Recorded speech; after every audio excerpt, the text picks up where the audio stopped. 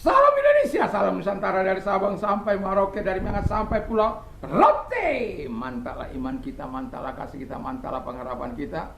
Tentunya dalam Yesus Kristus menjadi Tuhan dan Juru Selamat kita dan Juru Selamat dunia. Jangan katakan bahwa Yesus bukan Tuhan, jangan katakan pula bahwa Yesus bukan Juru Selamat. Dia adalah Tuhan, dia adalah Juru Selamat. Kalau engkau percaya engkau akan diselamatkan, engkau tidak percaya engkau akan dihukum. Yohanes 3 ayat 36. Dan Yesus sudah berkata dalam Yohanes 14 ayat yang ke-6, akulah jalan dan kebenaran dan hidup, tiada seorang sampai kepada Allah kalau tidak melalui aku. Dan Petrus mengatakan dalam Kisah Rasul 4 ayat 12, dan keselamatan tidak ada dalam siapapun juga selain dalam Dia Yesus Kristus, karena di bawah kolong langit tidak ada nama lain yang diberikan kepada manusia olehnya kita diselamatkan. Haleluya. Mantap. Dan juga Alkitab mengatakan dalam Yohanes 3 ayat 16, karena begitu besar kasih Allah akan dunia ini, sehingga ia mengaruniakan anaknya yang tunggal, supaya setiap orang yang percaya kepadanya tidak binasa, melainkan beroleh hidup yang kekal. Mantap! Dengan hati percaya engkau dibenarkan, dengan mulut mengaku engkau diselamatkan. Roma 10 ayat 9 dan 10. Semoga malam ini kita rehatkan hati kita untuk mendengarkan firman Allah. Dan sebelum kita mendengarkan firman Allah, mari kita berdoa. Terima kasih Tuhan, biarkan kami tahu tujuan hidup kami dalam perayaan ini. Di dalam nama Yesus Kristus, sehingga sebagai gereja Tuhan kami melakukan yang terbaik dalam hidup. Dalam nama Yesus. Amin. Saya akan membacakan Kolose 1 ayat 27 sampai 30. Demikian bunyi firman Allah. Kepada mereka Allah mau memberitahukan betapa kaya dan mulianya rahasia itu di antara bangsa-bangsa lain, yaitu Kristus ada di tengah-tengah kamu. Ya, jadi Kristus tinggal di antara kita itu. Kristus yang adalah pengharapan akan kemuliaan. Dialah yang kami beritakan apabila tiap-tiap orang kami nasihati dan tiap-tiap orang kami ajari dalam segala hikmat, untuk memimpin tiap-tiap orang kepada kesempurnaan. Wow. Dalam Kristus. Itulah yang kuusahakan dan kupergumulkan dengan segala tenaga sesuai dengan kuasanya yang bekerja dengan kuat di dalam aku. Wow, mantap sekali ini. Si Paulus ini bekerja keras dengan kemampuan ilahi yang begitu dahsyat, yang begitu luar biasa, sehingga dia dapat mengarahkan gereja Tuhan kepada tujuan yang sebenarnya. Dan tujuan membangun gereja Tuhan, Alkitab katakan tadi dengan jelas bagaimana Paulus dengan kekuatan kuasa Allah melayani jiwa-jiwa, tapi bukan tanpa arah, bukan tanpa tujuan. Dia ingin membawa umat Tuhan kepada kesempurnaan di dalam Kristus Yesus. Ini kadangkala kita lupa tujuan kita, tujuan gereja, tujuan membangun gereja Tuhan. Bukan lagi membawa kepada Kristus, tapi hanya membawa mempertebal kantong-kantong, isi kantong kita. Sehingga kita dinabubukkan dengan ajaran-ajaran yang hanya memuaskan telinga mereka. Tidak ada lagi penguasaan akan dosa. Saya pernah sebagai orang muda pada waktu itu, seorang yang sudah senior mengatakan, Pak Pendeta jangan berkhotbah mengupas dosa Pak Pendeta, nanti jemaatnya lari semua.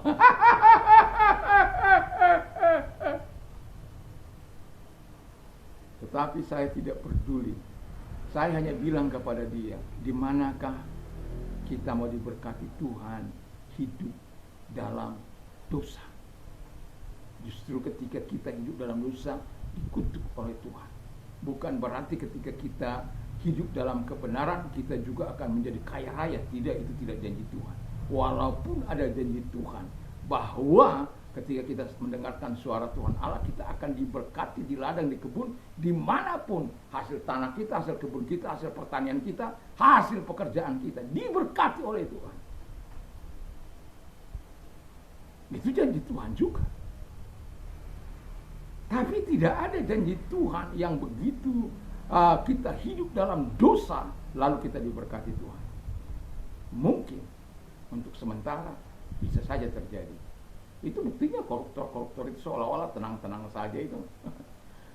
Sampai mau mengkorup uang negara ratusan triliun itu. Walaupun secara berkorporat bersama-sama untuk menggelapkan itu laporan-laporan. Tapi apa iya? Ya. Nah, nanti terlalu panjang karena tujuan saya, karena ini kadang-kadang panjang. Tujuan membangun gereja. Jadi tujuan membangun gereja yang pertama adalah untuk melayani manusia. Jadi bukan membangun kita tambah kaya, bukan membuat kita atau pelayan-pelayan Tuhan tambah kaya, bukan. Tujuan membangun gereja Tuhan adalah untuk melayani manusia. Jadi kalau kita lihat tadi apa yang dikatakan bahwa fokusnya adalah manusia. Jadi di mana Tuhan mau menjawab kebutuhan manusia itu.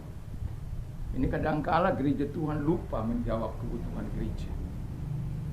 Dan orang akan lebih fokus kepada program-program gereja yang dibuat yang begitu wow, yang begitu luar biasa, walaupun menghabiskan dana yang besar itu tidak masalah. Tapi kalau untuk penjangkauan jiwa-jiwa, kalau boleh jangan, karena itu ada arti. Program bisa wow, ya. Lalu kemudian tradisi, gereja tradisi kan ada, dan mereka merasa lebih nyaman di situ. Tetapi gereja tradisi kadangkala akan lebih sakit hati kalau ada perubahan yang dilakukan, tapi tidak pernah sakit hati kalau umatnya tidak mengalami perubahan yang signifikan untuk menuju kepada kesempurnaan kepada Tuhan. Wah. Jadi tidak terganggu kalau mereka tidak mengalami perubahan. Tapi kalau orang hidup hamba Tuhan yang benar, umatnya tidak hidup dalam kekudusan dan kebenaran, itu akan menjadi kepedihan, tangisan. Supaya apa? Gerejanya hidup mumpuni di hadapan Tuhan. Yang kedua, tujuan kedua untuk menjadikan umat serupa dengan Kristus. Ini prioritas Allah, menjadikan umat Tuhan serupa dengan Kristus. Ini bukan prioritas pendeta, ini bukan prioritas majelis. Ini prioritas Allah yang seharusnya menjadi prioritas kita bersama, sehingga dengan keserupaan kita dengan Yesus.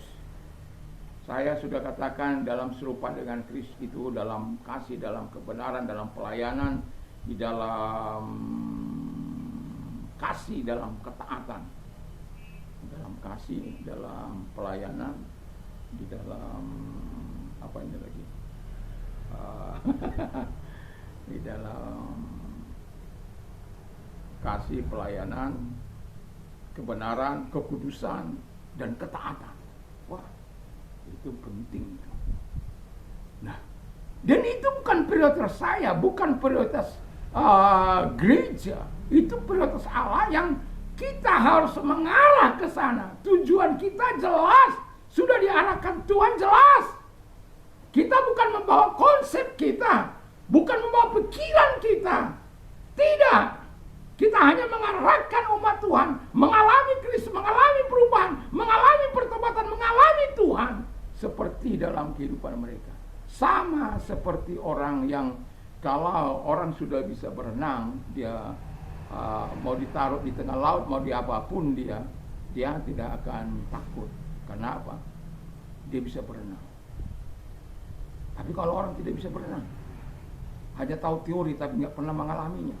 Demikian juga orang Kristen, kalau dia tidak pernah mengalami dengan Kristen, dengan perjumpaan dengan Tuhan, bagaimana dia mau ceritakan perubahan yang dilakukan Tuhan, pertobatan, sama seperti yang dilakukan oleh Tuhan kepada orang yang dirasuk setan di daerah Dekapolis itu. Wah, Kadangkala gereja lupa kepada tujuan yang sebenarnya.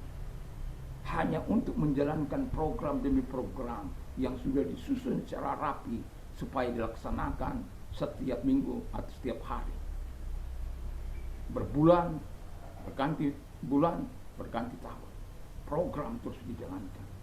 Tapi dalam penjangkauan sebagaimana yang diarahkan, saya di sini sudah bukan apa, itu menjadikan umat menjadi serupa dan segambar dengan Yesus. Jadi bukan hanya sekarang ini saya mau menekankan itu. Tetapi mengapa itu prioritas Allah? Kalau kita sampai mengalami serupa dengan Yesus, kita akan tangguh, kita akan umat yang berkemenangan, kita akan umat yang mempermuliakan Tuhan, umat yang menghargai kebenaran, kekudusan, kejujuran dalam hidup ini. Tapi kalau kita tidak mengalami keserupaan dengan Kristus, serupa dengan dunia ini, kita akan ikut orang korupsi, kita korupsi, orang menipu, kita menipu, orang berdusta, kita berdusta. Ya. Janganlah. Dan yang terakhir, berjumpa dan mengalami Kristus. Hidup berubah, hidup belajar seperti Kristus, membiarkan Yesus menjadi kepala, menjadi Tuhan dan juru selamat. Wow. Seperti saya katakan tadi, seperti seorang perenang itu yang mengalami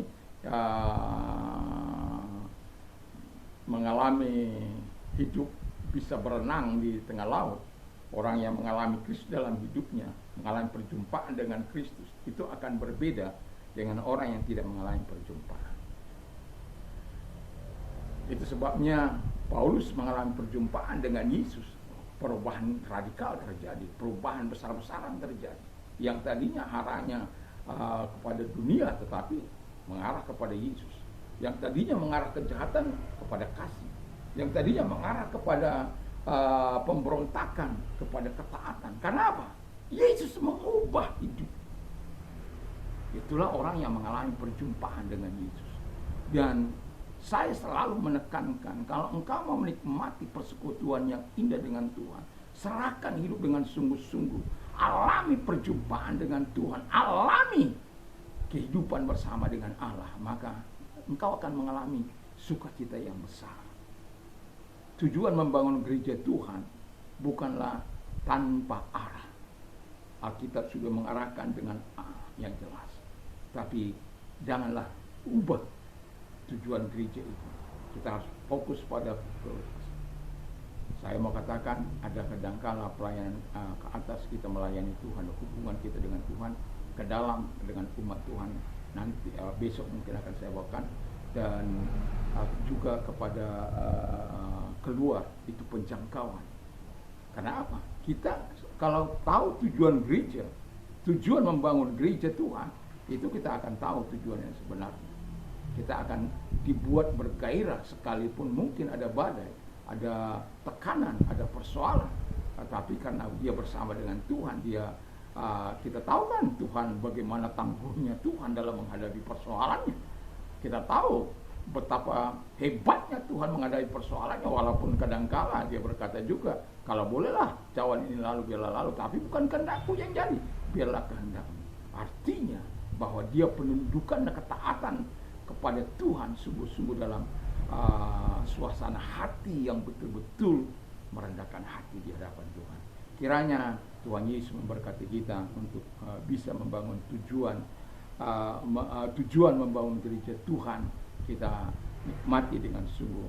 Kita tujuan membangun gereja Tuhan untuk melayani manusia, untuk menjadikan umat serupa dengan Kristus, dan umat mengalami perjumpaan atau mengalami Kristus, mengalami perjumpaan, mengalami Kristus di dalam hidupnya. Kiranya Tuhan Yesus membawa kita lebih cinta kepada Dia. Karena kalau kita mengalami ini, melakukan apa yang seharusnya kita lakukan sebagaimana perintah Tuhan, saya yakin dan percaya kita akan berbeda dengan yang lain. Mari kita tunduk kepala dan kita berdoa. Terima kasih Tuhan, kami tetap yakin dan percaya bahwa Engkau adalah Allah yang memberikan tujuan yang jelas membangun gerejamu dalam nama Tuhan Yesus Kristus. Haleluya. Terima kasih Bapa di surga, dalam nama Tuhan Yesus. Yang sakit aku perintahkan dalam nama Yesus, keluar apapun sakit penyakit mereka dalam nama Yesus. Dan juga kepada mereka yang sedang menderita, Tuhan tolong mereka dalam nama Yesus Kristus. Haleluya. Dalam nama Yesus kami berdoa. Haleluya. Amin. Puji nama Tuhan. Terpaksa saya singkatkan karena saudara kita sedang biar saya selesaikan. Tuhan Yesus memberkati kita. Mantap, mantap, mantap. Jangan lupa untuk berdoa, baca firman Allah, merenungkan firman Allah dalam hidup kita. Dalam nama Yesus. Damai sejahtera Allah yang melampaui segala akal akan melahirkan hati dan pikiran kita mulai saat ini sampai selama-lamanya dalam nama Yesus. Mantap.